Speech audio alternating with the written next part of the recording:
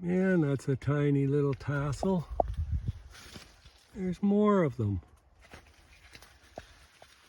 Every plant pretty near has what's next to single stalk, branch or two, not a heck of a lot of anything.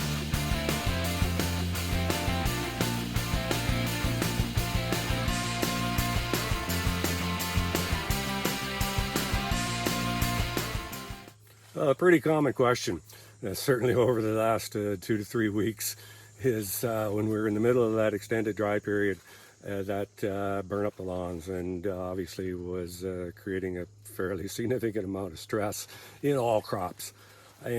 What is the yield effect of that drought period? We're in a corn crop here today, so we're going to obviously talk mostly about corn. But I want to give full shout out to our plant breeders. They are the main reason why hybrids today will surprise us in the ability to withstand stress. Their ability to put up corn when, or at least make grain, even though plant height might be compromised. And it's only when they get severely wounded and droughted up that you start to see huge significant loss in yields. And we're going to talk about that too in a minute. But this field obviously here, I mean, despite the fact that it didn't have any more than maybe a tenth or 2/10 of an inch at most for the best part of 6 weeks, we've got good moisture holding capacity in the ground. We've got the ability of the hybrid to push roots deep, get the moisture it needs. It needed to survive that period, and we've got what you would say today in this particular spot in the field, a fairly normal corn crop. I've pulled some ears, looked at pollination set, and certainly we've got pretty good set as you would, kernel set as you would imagine. And kernel numbers, kernels per row, which kernel per row tends to be set earlier in the growing period, earlier in the vegetative period prior to tassel.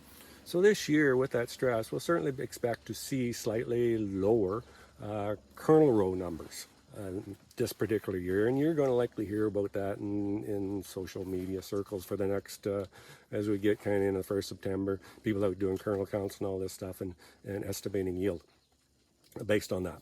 But here in this particular stand, we have a less than ideal ear. It's got 14 rows, maybe a little better ear that has 16 rows. Both of them have from 34 even as high as 38 kernels per row.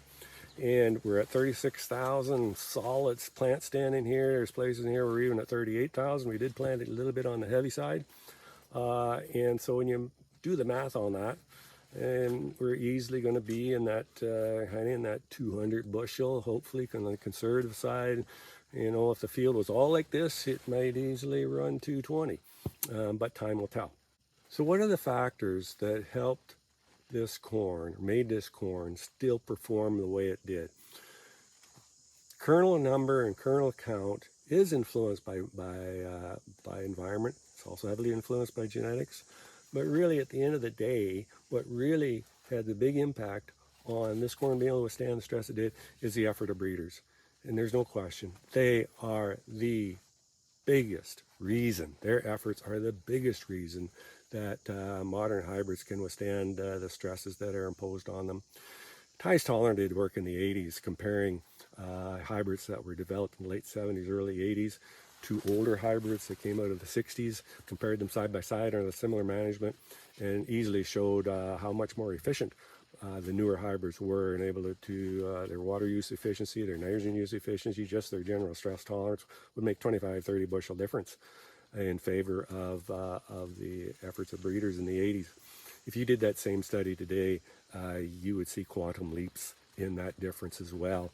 Today's hybrids have an amazing ability to withstand moisture stress, to withstand some heat stress, withstand a bunch of different stresses that older hybrids just would literally die, calve in that situation. The modern hybrids have the ability to push out silks under duress, and still push out silks, and push out a large number of silks to receive the pollen. But one thing that is not always mentioned, and I'm going to show you here, one thing that's not mentioned very much is tassel size. And we're in a hybrid here. This is P0035, a new hybrid that was introduced a year ago. And look at this puny little tassel. There's tassels in here that have one stalk, one little measly branch of a tassel. And you would kind of say, well, how in the world does this puny little tassel produce enough pollen to produce and fertilize an ear like this? Well, breeders have figured this out. They've understood that when it comes to a plant requiring energy to produce the parts that actually go together to make crane, that producing a tassel, producing a tassel is a waste of energy. And if you can get a small enough tassel to produce enough pollen, anything bigger than that just literally a waste. So these newer hybrids just do things, little things that add up to significant benefits and differences when it comes to actually that pollination period. So going forward, what do we expect from corn? From the since we've had some decent kernel set, what's going to influence this actual final yield? Well, I'm convinced of one thing. And actually, it was the same thing that helped the wheat crop to be as bountiful as it was. The wheat crop had a very long grain fill period. It was relatively free of disease. The fungicides worked very well. It was free of disease. Temperature regime was favorable, but it had a long period of grain fill. And I'm convinced that was one of the major factors that surprised us with the wheat crop this year. I think with a little good fortune, we're going to have the same thing in corn. We flowered here early August, so we've got August, September still for the plants to function, fill these kernels that they've set already. But I'm convinced, and some people don't always agree with me on this, but I'm convinced that today modern hybrids are able to stretch that grain fill period out, assuming they stay healthy. It's kind of a rule of thumb that from pollination to black layer is more or less 55 to 65 days. And that's been a rule that has been applied for a number of years now. I think that rule's starting to get bent. I think that our hybrids today are extending themselves out. As long as they don't get frozen, as long as they don't get clobbered with leaf disease or a bunch of insect energy, they're able to extend that window out to at least 65 and maybe even 70 days. I've been kind of surprised over the past few years at how black layer is kind of slow to develop. And as long as that black layer isn't developed, I'm convinced that plant, if it's got green leaf tissue, it's still pumping sugars, carbohydrates into that kernel, still building kernel weight. And that's what ultimately delivers kernel weight. So ultimately delivers the yield that we get to experience when we pull across the scale. So what can influence and reduce the ability of these plants to continue that photosynthetic trail? Well, from here on in, really, it's a combination, disease and weather. Weather, well, who knows what it's going to be. We can't predict weather well enough 24 or 48 hours from today, or we won't be able to predict what it's going to be like in September. But the other big thing is how healthy corn remains through as we get into later August and into September. And so far, so good. The dreaded tar spot never materialized, is not a factor this year and will not be a factor from here on in. It's too early for any other real leaf diseases to start developing. If it stays really humid, you're going to maybe start to see some things like eye spot and the northern start to come in. But if it stays dry and cool, I'm not sure we're going to have a whole lot of leaf disease. The big one that we're always concerned about in this area, and we always tend to have our guard up against and wondering how it's going to develop, is ear mold. We had a pretty good period potentially to infect the silks. Corn plants were stressed. We come into a bunch of heat and humidity, and that seems to predispose, one of the conditions that predisposes to good infection from ear mold. However, it's not the full story. And I kind of think that if the humidity stays low, temperatures stay cool, actually I don't think our ear mold threat is going to be huge. But time will tell. I may be totally wrong. And, we can't, as again, it's influenced by the weather, and who knows what the weather is going to be. So, good field of corn, good plant height, Obviously, we're in a really nice spot, and let's go look at this. Well, now we're into corn. Obviously, the snow is 7-8 feet tall. It's here barely up to my shoulders, in the same field as that same spot we were in a few minutes ago. And 3 weeks ago, this was a pretty sorry looking spot. Everything was rolled up tight. And you walked in and you say, I don't know, there's no way this corn is going to make anything. And it still might not. But it's amazing again what a little run of a corn plant like this, that's, just up to my nose, amazing what this plant can actually do. If you look at kernel set again, they're small ears. They don't have as many kernels per row. But we still got 14 rows of kernels around these puny little ears. Speaks once more to an amazing, unbelievable ability of the modern corn plant to withstand moisture stress. This is an area in the field that is moisture deficit. Actually, honest truth, it's an old barn foundation area is what it is, but I'm using it just for the illustration. There's areas throughout all of our fields that are similar, and it's pretty much moisture soil type, and some compaction influences. They're just inhibiting the ability of moisture to get to the plant, and inhibiting the ability of the plant to get down deeper to moisture. In this area, we're certainly going to need for it to continue and actually make something of an ear that we can put into a combine and keep it in there and get the grain off it.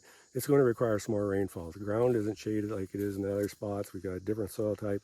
It's going to require rain is going to be the biggest factor that will allow this area to actually continue to function in combination with some of those other things I mentioned earlier.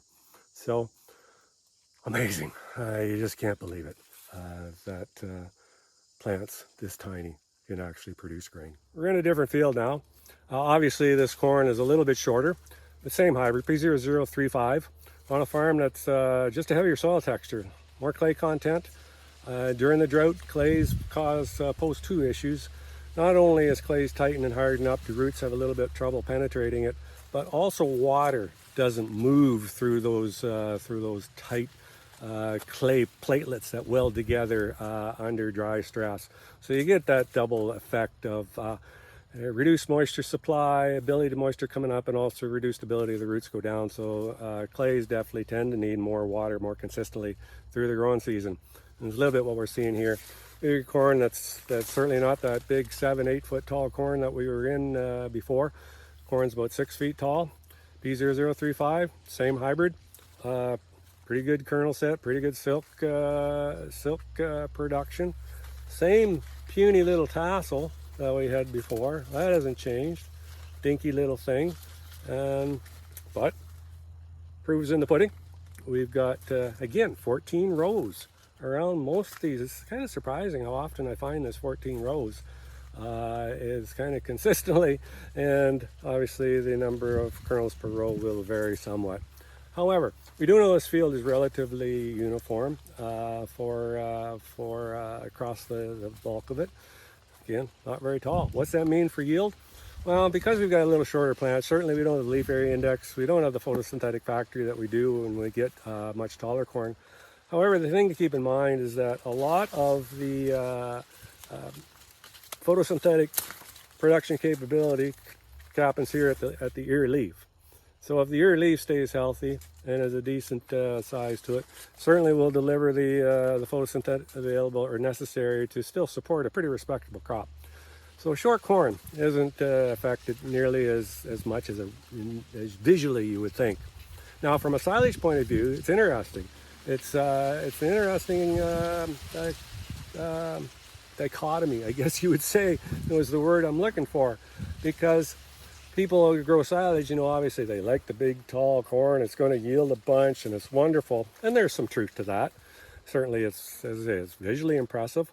But the interesting thing about corn that's grown through some moisture stress early in the growing season, it ends up a little shorter. It has actually less structural structural fiber, I should say, in the stalk itself. What that means, well, the fiber that's in there is more digestible. A taller plant that grows tall and takes more of the wind stress like this has to lay down more structure fiber within the stalk to keep itself standing.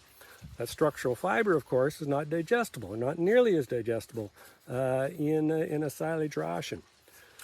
Short corn, fiber digestibility from the stalk point of view is pretty good. You still can have good grain production on a relatively short plant. So what does that mean? It means your silage quality, even in short corn, actually is excellent. So despite that it being a little bit lower on the tonnage side, it certainly is tends to have very good quality. So it's not a lose-lose when it comes to corn silage and drought stress early in the season.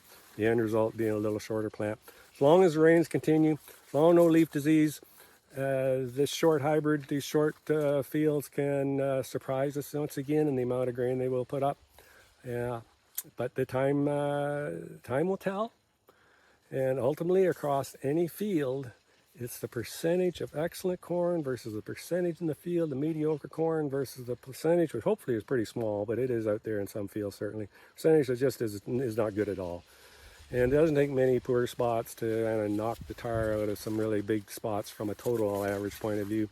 However, I'm reasonably optimistic about our crop prospects, particularly on corn going forward.